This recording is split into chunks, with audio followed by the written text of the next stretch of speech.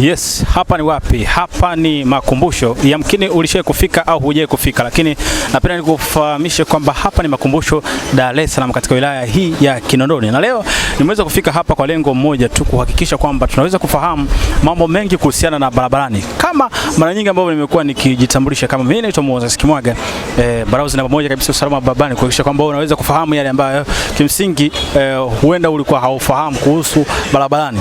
Na leo nakwenda kuzungumza na madereva lakini pia na makondakta wa stendi ya hapa Makumbusho. Haswa kubwa nataka kufahamu kwenye kipindi hichi ni kujua changamoto za barabarani, lakini pia kwa uzoefu wao mambo gani ambao wanapitia pia madereva katika tasnia yao. Hivyo tunaweza kufahamu mambo mengi sana kuhusiana na barabarani. Hivyo ungana na mimi mwanzo mpaka mwisho wa kipindi hiki, utaweza kuyafahamu mengi zaidi na yatakupa elimu pia kimsingi. Yes, kama nilivyokuarifu hapo awali kwamba bado tutaendelea kujikita hapa Makumbusho kwenye stendi kubwa kabisa ya daladala, na hasa kubwa tukiendelea kutoa elimu kuhusiana na masuala ya usalama barabarani. Na niko hapa na mkongwe kabisa, atatuambia yeye anaitwa nani, lakini pia uzoefu wake ni wa kipindi cha muda gani barabarani, na mengi ambayo tutaweza kujifunza hekima za barabarani kutoka kwake. Bwana, heshima yako brother. Heshima yangu safi tu bwana. Habari yako wewe? Salama. Unaitwa nani lakini pia mkazi wapi? Kwa jina naitwa Sudi Luta. Naishi Mbagala. Mbagala, wewe una uzoefu wa kipindi cha muda gani toka umeanza kwenye tasnia hii ya udereva barabarani? Na miaka mingi sana kutoka kwa barabarani, na miaka mingi sana, karibia miaka 30 nafika. Bwana, miaka 30? Umri wa mtu? Nafika. Uzoefu wako unaweza kutuambia katika miaka 20 ya 30 hiyo, ushakufanya ajali pengine yoyote ambayo kichwani mwako haikuondoki toka miaka hiyo? Sijawahi kufanya ajali ambayo iliyoshindikana kutoka kwenye kichwa changu. Ni ajali za ndogo ndogo tu za kawaida kama ajali 2-3 basi. Sijawahi kufanya ajali ya kuweza kusababisha kwamba isitoke kichwani kwangu. Gari ishapinduka? Hapana, ni ajali tu ambazo ndogo ndogo tu kama kupigana pasi, kupasuliana side mirror tu basi. Sijawahi kupata ajali ya kusema kwamba eti igande kwenye kichwa changu mpaka leo hii niwe na kumbukumbu nayo, hapana. Kwa uzoefu wako wa kipindi cha miaka 30, udereva wako ulijifunza darasani au ni ule ulianza tu kujifunza kwa watu? Tulianza udereva ule wa mtaani, lakini baadaye serikali ikatuambia kwamba tuingie kwenye masuala ya kozi fupi zile. Nimepitia kozi fupi kwa ajili ya kujua sheria za usalama barabarani mpaka hapa nilipofikia. Okay. Unaweza kutambia pengine labda kwa ninyi uzoefu wenu wa kazi, pengine ni majira gani ambayo huwa mnaamka sasa kuanza kazi yenu rasmi kwa siku? Timetable ya kazi zetu sisi asilimia kubwa kama hapa Makumbusho Posta kwenye ruti ambayo ulionikuta, sisi mara nyingi saa 11:30 ndio gari ya kwanza inaondoka hapa.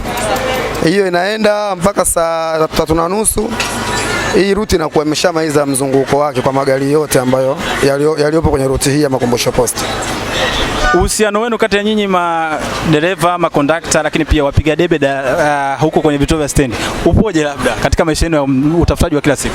Okay, sasa hii barabara yetu sisi hii haina changamoto hizo za wapiga debe wa barabarani wale wasumbufu. Sisi ruti yetu hii tuna makondakta wetu tu hao tuliokuwa nao kwenye magari ndio hao tu. Haina changamoto ya kusema kama labda utoke hapa kwenda Mbagala studio utawakuta wapiga debe, sijui Magomeni utawakuta wapiga debe, sijui kwa Aziziali utawakuta wapiga debe wanasumbua wale maarufu wanaitwa kama mateja sijui. Hii ruti yetu sisi haina mambo hayo. Haina kero hizo. Ni kimsingi mmewalea wenyewe au ni vile tu kwa sababu maisha ya Kitanzania tunachukuliana?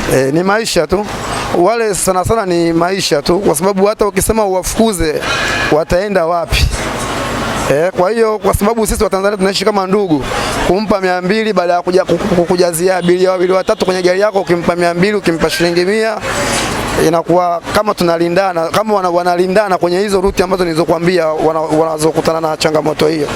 Tofauti na hii ruti ambayo ninafanya kazi mimi Makumbusho Posta haina changamoto hizo. Kwa uzoefu wako labda kwa kipindi ambacho unafanya kazi, kuna ajali nyingi ambazo huwa zinatokea barabarani. Inaweza kuwa wewe pia huja miongoni mwa chanzo cha ajali kufanya ajali. Leo. Lakini kwa uzoefu wako kwa kipindi chote, unafikiri vitu gani ambavyo umeshuhudia vikisababisha ajali hasa kwa kiasi kikubwa? Ajali asilimia kubwa ni uzembe tu. Ajali ni uzembe, kutokuwa makini. Wewe unaweza ukawa makini lakini unaweza ukasababishiwa na mtu mwingine. Hata sisi madereva magari ya abiria, sisi tuko makini sana, kwa sababu sisi toka alfajiri hiyo ninayokuambia saa 11:30 mpaka saa 3 mtu unaendesha gari, japo katika sheria za barabarani haziruhusu kuendesha gari muda huo, lakini kwa ruti tunazofanya kazi sisi, kwa sababu ukifika posta unakaa foleni unapumzika, ukifika makumbusho unakaa foleni unapumzika, kwa hiyo unakuwa huna uchovu wa kusababisha kutokuwa makini barabarani. Lakini asilimia kubwa madereva wanakuwa wanatusumbua sisi madereva sana sana wa gari hizi ndogo hizi, ndio wao vipimo vyao vinakuwa vinatusababishia sisi matatizo barabarani, lakini asilimia kubwa ajali ni uzembe tu. Kama madereva wote tunakuwa tuko makini barabarani, haziwezi katokea ajali za kipumbavu. Ajali ni uzembe tu. Vitu gani vidogo vidogo pengine ambavyo unaweza kudhani vinaweza vikasababisha ajali, pengine vidogo vidogo ambavyo mwingine anapuuzia kama ni dereva mwenzi? Kwa sasa hivi vitu ambavyo vinavyosababisha ajali sana, simu. Hasa kwenye magari madogo, matumizi ya simu yanachangia sana kusababisha ajali. Unamkuta mtu yuko bize na simu, ghafla kumbe gari ambayo anaifuata imesimama, yeye yupo bize na simu, kuja kutamaki amefika kwenye tukio anagonga. Asilimia kubwa simu, na hata ukienda kusoma kwenye vyuo vyote, ukienda kusoma na kila mwalimu anapokuwa anaingia darasani mwenye kipindi anaongelea swala la simu. Sisi ambao tulikuwa tumepitia hizo kozi, short course hizo, tunaelewa tatizo hilo, lakini wao madereva magari madogo bado hawajaenda kusoma, wengi wao hawaelewi tatizo hilo, lakini simu ndio changamoto kubwa ya ajali barabarani. Unasimama na gari kwenye traffic light, taa zimeruhusu mtu aendeshe gari mpaka umpigie honi, ukimfuatilia alikuwa anaongea na simu. Kwa hiyo ajali, matatizo madogo madogo ambayo nilikwambia, sana sana tatizo kubwa kati ya matatizo madogo madogo hayo, simu ndio sababu kubwa. Mimi miongoni mwa watumiaji pia wa hivyo vyombo vya usafiri kama bajaji lakini pikipiki. Mara nyingi nilikuwa nimekishuhudia ajali nyingi sana kati yenu na bajaji au pikipiki. Kuna bato kati yake ya kuini mteja au kuna shida gani nyingine? Uelewa wa matumizi ya barabara au kuna kitu gani kipo katikati? Hapana, sisi tuna competition barabarani za kazi, lakini sio na bodaboda au na bajaji. Mara nyingi nakuaga sisi wenyewe tudaladala kwa daladala kwenye ruti zetu. Bodaboda tunaziona ajali zao, bajaji tunaziona ajali zao. Ajali zao asilimia kubwa sana ni gari ndogo na wao. Sisi kwa sababu vituko vya bodaboda na vituko vya bajaji tunavielewa, kwa hiyo tunakuwa makini nao sana, lakini ajali nyingi sana za barabarani bodaboda, bajaji na gari ndogo. Sisi tuna competition barabarani, lakini sio na wao. Mara nyingi tunakuwa sisi wenyewe kwa wenyewe, gari ambazo zilizopo kwenye ruti yetu. Lakini pia ninyi mnapambana kila siku kuhakikisha kwamba hesabu ya boss pia inakaa sawa, lakini ninyi pia mnapata chochote kitu. Hii pia nayo kwa kiasi gani huwa inapelekea hiyo pressure kusababisha ajali pengine kwa miongoni mwenu? Kwa sisi hatuna pressure ya kusema tufanye kazi kwa pressure mpaka kufikia kusababisha ajali eti kwa sababu natafuta hela ya boss. Hesabu zetu zilizopewa na matajiri zetu tumeziafiki, tumekubaliana nazo, na sisi tunapata posho na tunapata pesa za mafuta kurudishia kwenye magari yetu. Hatujafikia hatua hiyo ya kusema tufanye kazi barabarani kwa uhatarishe tu kwa sababu tumepewa hesabu na matajiri zetu. Hatujafikia huko.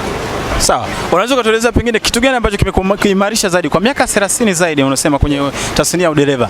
Kitu gani ambacho kilikuvutia zaidi mpaka uendelee kuwa mpaka sasa bado ni dereva pia na hutaki kustaafu pengine? Nasomesha watoto wangu kwa sababu ya kazi hii. Nina makazi yangu kwa sababu ya kazi hii. Kwa hiyo hivyo ndio vitu vilivyosababisha kwamba nishindwe kuondoa kwenye kazi hii, na isitoshe hata muda wangu wa kufikia kustaafu bado haujafikia.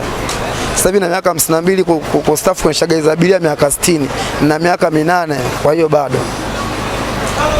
Zile kashikashi pengine za mapolisi njiani barabarani huwa wakati mwingine hazisababishi ajali, labda wewe kwa uzoefu?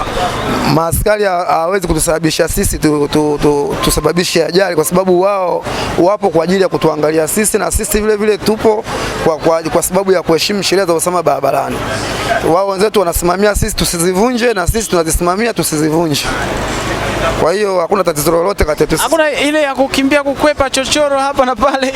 Hiyo sometimes ipo. Sasa hivi ukiangalia kama hizi barabara nyingi kuna ujenzi, barabara nyingi kuna ujenzi, ruti nyingi kuna ujenzi. Sasa hiyo kuchepuka kwa sasa hivi ipo, ni kwa sababu ya ujenzi wa barabara hizi za mwendo kasi. Hiyo hatuwezi kuikwepa, hiyo ipo kwa sababu ya changamoto ya barabara mwendo kasi. Okay. Labda katika uzoefu wako katika kipindi chochote, kitu gani ambacho kilichokupa kero mpaka usema hii kazi natamani kuiacha? Kero kwa kipindi cha nyuma sana, wakati sina miaka mingi sana kwenye kazi hii, kero zaidi ilikuwaga wanafunzi. walikuwa wanasumbua kipindi kile, wanafunzi watambaza, wanasikia wameua makondakta, sijui wamewapiga madereva, sijui. Lakini usumbufu sasa hivi hamna, watu wengi wameelimika, watu wa magari wameelimika, na wanafunzi wenyewe pia siku hizi wameelimika, wamekuwa na adabu. Kwa hiyo hakuna ukorofi wote sasa hivi kusababisha kwamba eti nione kazi yangu ngumu mpaka ifikie hatua kusema kwamba eti kazi inanisumbua kichwa. Hicho kitu hakipo. Sawa. Kwa uzoefu wako unafikiri kwa kiasi gani nchi yetu labda inahitaji elimu ya usalama barabarani kwa kiasi gani? Jeshi letu la polisi, nchi yetu yani wananchi pia kwa jumla. Mimi naona asilimia kubwa hawa madereva magari madogo hawa wangefanywa mpango na wao vile vile wapate elimu ya usalama barabarani, sababu sisi tumejitambua hivi vio vilivyopo hivi, na baada sisi kupigwa msasa. Sisi zamani tulikuwa tunapiga overtake za ajabu, tunafanya fujo za ajabu na magari, lakini baada ya kwenda kule kusoma tumekuwa tumeelewa yani ustaarabu wa kuendesha gari barabarani. Lakini madereva magari madogo wengi sana wanasumbua kwa sababu wao hawajaenda kusoma. Ikiwezekana na wao wapatiwe hii misasa ambayo kama tulioipata sisi madereva wa hizi gari za abiria, kidogo ajali zitazidi kuepukika. Kama nilivyokuambia hapo nyuma, wewe na abiria wako na gari yako unaweza ukawa makini sana barabarani, lakini sasa ukasababishiwa na mtu ambaye hajapata elimu, ilikuwa tatizo. Barabara pengine kujengwa mara kwa mara, labda hii nayo pia haiwezi kuwa changamoto kwenu nyinyi pengine katika kazi zenu za kila siku? Barabara inayojengwa sasa hivi ni barabara za mwendo kasi. Hizi hazijengwi mara kwa mara, ndio zinajengwa sasa hivi. Lakini zinasababisha foleni pengine. Zinasababisha foleni, si maendeleo hayo. Si maendeleo. Foleni zinasababisha, lakini ndio maendeleo, na ndio zinatengenezwa sasa hivi. Hazijawahi kutengenezwa ukasema zinabomolewa, sasa hivi zinatengenezwa tena, ndio zinatengenezwa sasa hivi. Kwa hiyo ni maendeleo, huwezi kuyakwepa maendeleo.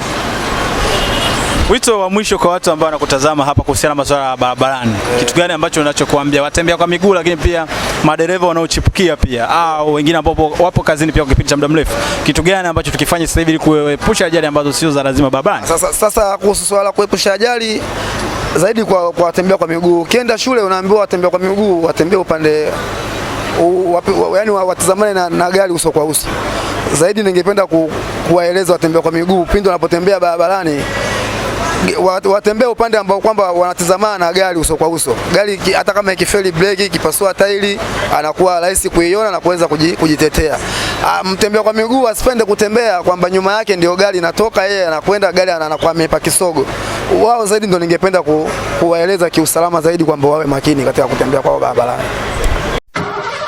New Vision VTC Driving School ni shule yenye uzoefu wa kutosha katika kutoa mafunzo ya udereva bora. Tunafundisha udereva kwa kutumia mashine za kisasa ziitwazo Sediro, Self Driving Instructor in a Room. Mwanafunzi anajifunza udereva kwetu kama wanavyojifunza katika nchi zilizoendelea kama vile China na Uingereza. Mashine hizi zina faida zifuatazo: kumwezesha mwanafunzi kulifahamu gari kwa muda mfupi sana, kuondoa hali ya uoga kwa mwanafunzi, kumwezesha mwanafunzi kuzijua njia zote za kujihami na ajali, kumfanya mwanafunzi aone kuendesha gari ni kazi rahisi na rafiki. Tunao wakufunzi mahiri na wenye uzoefu mkubwa. Mafunzo yanaanza saa 12:30 asubuhi mpaka saa 11:30 jioni. Mafunzo yanafanyika katika mitaa mbalimbali ya Dar es Salaam. Unaweza kutupigia 0715847004 na 0754847004. Karibu sana New Vision VTC Driving School kwa mafunzo ya udereva bora.